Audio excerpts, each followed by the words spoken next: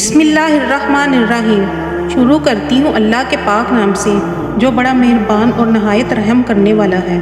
अस्सलामु अलैकुम दोस्तों, अच्छी सेहत के लिए सहरी में क्या खाना चाहिए, आज हम इस वीडियो में इस बारे में डिस्कस करेंगे। रमज़ान में सहरी का मज़ा ही अलग होता है, क्योंकि ये वो वक्त होता है जब घर वालों को नींद से जगाना भी ख़वातीन की जिम्मेदारी है, खाना बनाना भी और फिर साफ़ सफाई भी इनकी जिम्मेदारी होती है।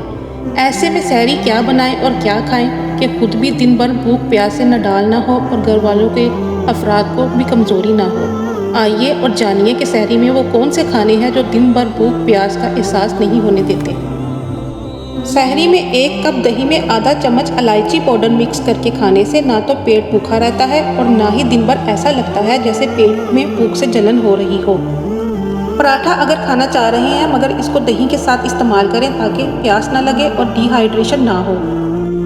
आधा कप नीम गर्म पानी को कच्चे दूध में मिक्स करके पीने से कमज़ोरी महसूस नहीं होती।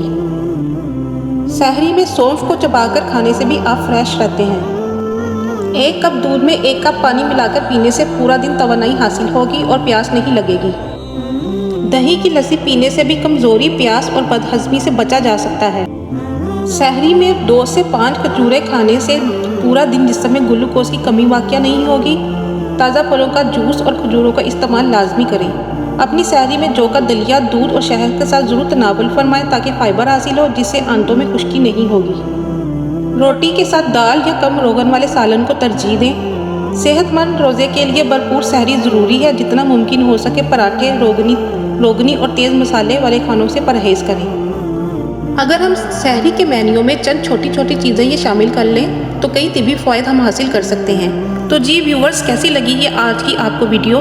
तो उम्मीद करती हूँ आपको ये वीडियो पसंद आई होगी। चैनल को सब्सक्राइब कर दें, बेल बटन को प्रेस कर दें। मिलते हैं एक और अच्छी वीडियो के साथ, तब तक के लिए अल्लाह हाफिज़।